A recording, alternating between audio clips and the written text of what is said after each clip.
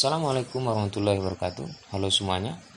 Semoga selalu senantiasa sehat sehingga bisa mudah untuk mencerna dan memahami pengetahuan pada kesempatan kali ini. Nah, pada kesempatan kali ini saya akan mencoba untuk menjelaskan atau memberi pemahaman apa itu tentang besaran dan satuan, terutama tentang pengukuran.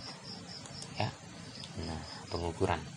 Apa itu pengukuran? Pengukuran adalah sebenarnya kegiatan membandingkan besaran satu dengan besaran lainnya atau membedakan, sehingga tidak ada kebingungan atau ketidakpahaman satu dengan besaran yang lainnya. Contohnya, ketika kita mengukur waktu, ada besarannya atau ada perbandingan perbedaannya dengan mengukur panjang. Nah, pada pengukuran itu sendiri kita akan mulai memberikan contoh-contoh atau alat-alat yang akan digunakan. Kita akan mulai pada alat ukur panjang. Ya, alat ukur panjang ini alat temukan pada kehidupan kita sehari-hari. Nah, pertama, alat ukur panjang itu ada apa saja? Yang pertama itu ada penggaris. Penggaris ini sering sekali kita temukan, kita jumpai di kehidupan sehari-hari, terutama ketika kita sedang belajar, kita ingin mengukur sesuatu atau kita ingin menggaris, kita sering menggunakan alat ini, penggaris. Ya, bisa juga disebut dengan mistar. Nah, itu bahasa lainnya. Jangan bingung, penggaris dengan mistar sama saja. Nah, kemudian alat ukur panjang yang lain, ini juga jarang yang ditemukan, jarang bahkan tidak pernah melihatnya, mikrometer skrup. Nah, mikrometer skrup ini adalah alat ukur panjang juga ternyata. Salah satu kegunaannya mikrometer skrup ini, dia bisa mengukur tebal kertas, bahkan sesuatu yang lebih kecil lagi dari kertas.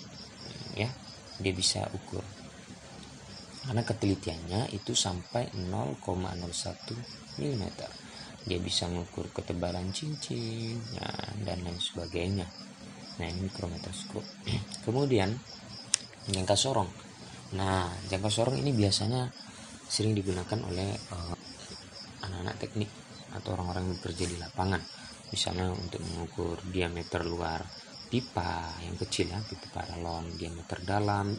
Ini juga bisa mengukur diameter luar, diameter dalam sebuah cincin. Ini jangka sorong, ya. Bentuknya memang hampir mirip dengan mikrometer skrup, tetapi kegunaannya berbeda, ya.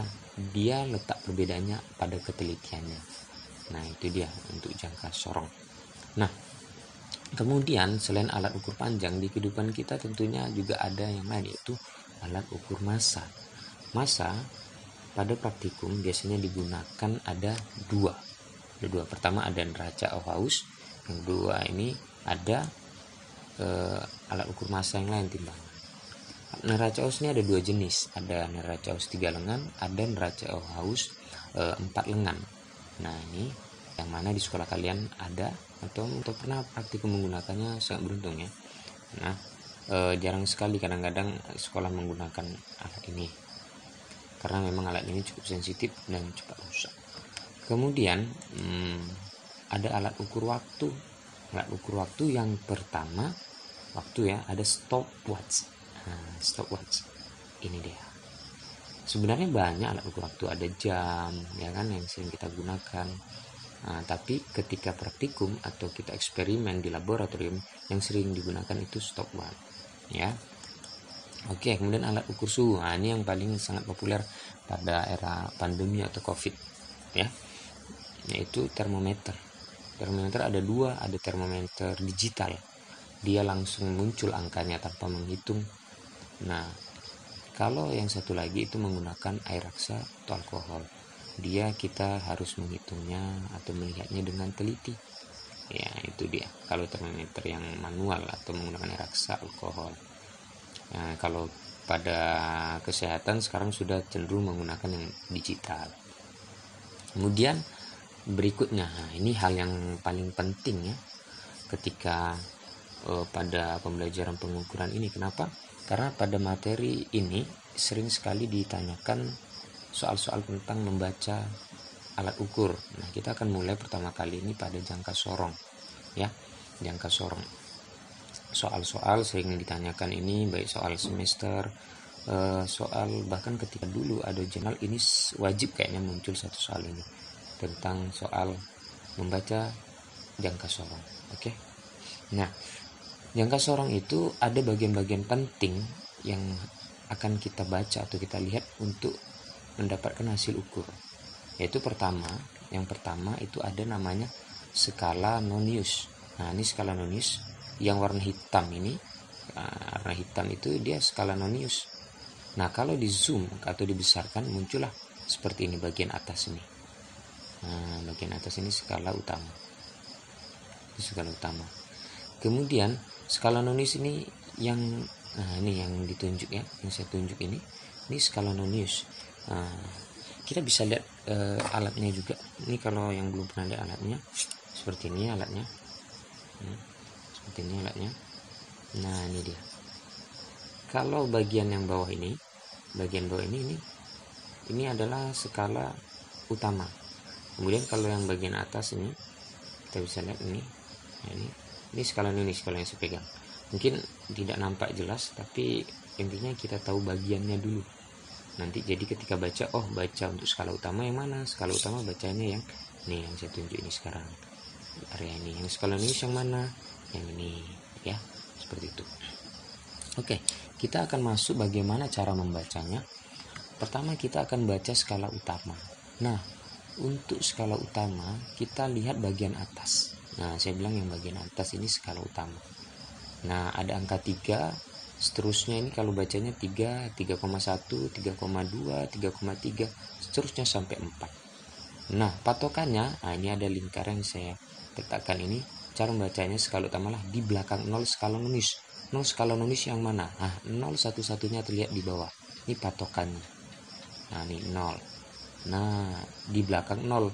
Belakang 0 kita melihat 0, kemudian kita lihat bagian atasnya. Nah, bagian atas kalau ada yang segaris kita lihat segaris. Biasanya jarang. Yang seringnya di belakang. Nah, di belakang 0. Berarti terbacalah di sini 3,10. Maka di sini tertulis 3,10. Nah, 3,10 cm bagian atas belah 0 di atasnya. 0 itu skala utama, baru kita lihat belakang 3,10 cm. Kemudian setelah kita dapat menemukan skala utama, kita lanjut baca skala Noniusnya. Nah, skala Noniusnya bagaimana? Nah, baca ke tengahnya. Ini yang berimpit itu dia membentuk seperti ini. Seperti ini berimpit tuh. Nah, seperti ini. Jadi misalnya telunjuk atas saya ini skala utama, telunjuk bawah saya skala Nonius, jadi mereka berimpit segaris seperti ini. Nah, berimpit. Nah, itu skala antara skala utama dan Nonius berimpit. Nah, ini saya kasih panah nih, kalau bisa lihat panah yang ini lurus ini yang berimpit dikatakan berimpit. Nah, makanya yang lain kita bisa lihat nih bawahnya, kan saya bilang bawahnya skala Nonius yang bagian bawah. Nah, yang bagian bawah nih, ini setelah 0 tidak ada kawan berimpit di atas. Lanjut terus. Ini berarti yang 2, 3 juga tidak ada, 4 tidak berhimpit, hampir, 5 hampir juga, 6 apalagi jauh, 7 jauh juga, 8, 9. Nah, ini 10 juga jauh, maka 9. Terbacalah 0,09 dari mana? Ini dia, dari mana? 0,9 itu 9 dikali dengan 0,01. Maka hasilnya 0,09 cm. Kenapa 0,01 dikalinya? Karena 0,01 itu ketelitian atau suatu ketentuan ketika itu mendapatkan angka 9 dikali dengan 0,01. Berapapun angkanya nanti selalu dikali 0,01. 0,01 ini adalah ketelitiannya. Jadi selalu dikali 0,01 sehingga dapatlah 0,09 cm. Nah, baru kita bisa mendapatkan hasilnya. Hasilnya itu atau hasil ukur biasa disingkat itu HU, yaitu SU tambah SN atau skala utama ditambah skala Nonius. Seperti ini. Nah, 3,10 ditambah 0,0109 ya. Dapatlah 3,19 cm. Nah, seperti itu. Ini ya. Seperti ini.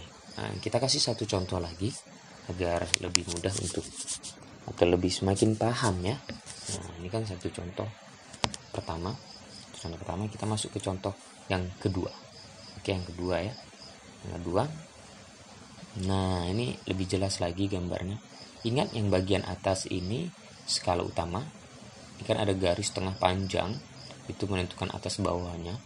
Bagian atas ini itu adalah skala utama, bagian bawah itu skala nonius. Nah, kita akan mulai lagi membaca skala utamanya. Kita lihat patokannya 0. Lagi-lagi 0. Kita lihat 0 bagian atasnya. Nah, kita lihat bagian atasnya berarti yang ini kita bisa baca 2,1. Kita baca lagi 2,2. Nah, ini dia 2,2. Maka terbacalah di sini 2,20 cm. Menulisnya 2,2 juga tidak masalah sebenarnya. Namun agak lebih tidak akurat, maka ditulislah 2,20. Jangan baca 20 ya, karena 0 ini adalah angka seperseratusan, bukan angka puluhan. Kemudian lanjut kita membaca skala nonius. Ini ada katanya berhimpit. Nah, ini yang paling berhimpit nih. Kita lihat setelah 0 ada 1 tidak berhimpit, hampir juga yang kedua. 3 yang paling berhimpit, 4 hampir. Kalau kita lihat nih, 5 jauh, 6 juga hampir, 7, 8 bahkan nih hampir, sangat-sangat hampir. Kemudian 9, 10, tapi yang paling berhimpit adalah 3. Maka terbaca di sini 3. Nah, yang saya bilang tadi selalu dikali dengan 0,01. Itu hasilnya 0,03 cm. Hasil akhirnya berapa? Hasil akhirnya adalah ini dia untuk hasil ukurnya, yaitu 2,20 ditambah dengan 0,03, hasilnya adalah 2,23 cm. Seperti itulah untuk membaca jangka sorong. Mudah-mudahan bisa dipahami. Intinya ketika sudah paham, sambil menyimak video ini sambil berlatih lihat soal, coba dikerjakan, sehingga bisa lebih paham. Oke, kita lanjut alat ukur yang kedua, yaitu adalah mikrometer skrup. Nah, ini dia mikrometer skrup, sama seperti skala utamanya, skala noniusnya juga ada, sama seperti jangka sorong ya. Nah, ini lebih mudah patokannya ini.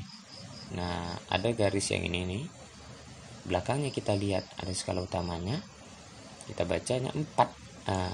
Maka dibaca 4 mm, cuman bedanya satuannya milimeter. Namanya aja mikrometer, dia artinya sudah lebih teliti karena satuannya milimeter. 4. Kemudian ini ya 4. Kemudian skala nonius yang sebelah kanan terbaca jelas. Lihat garis ini, yang garis dengan garis yang horizontal atau baring ini dengan garingan utama ini adalah 30, maka terbacalah 30. Sama seperti jangka sorong dikali dengan 0,01, yaitu 0,30 mm. 0,30 mm. Nah, ini sudah ketemu kita skala utama, sudah ketemu skala nonius, maka kita tinggal jumlahkan. Skala utama tambah skala nonius 4 ditambah 0 ditambah ya, ini sorry bukan dikali, ini ditambah ini 4,30, ini bukan dikali tapi ditambah, itu 4,30 mm. Nah, ini dia, kita perbaiki dulu deh ya. Oke, harusnya ini ditambah. Oke, nah ini ya. Oke, ini dia dijumlahkan.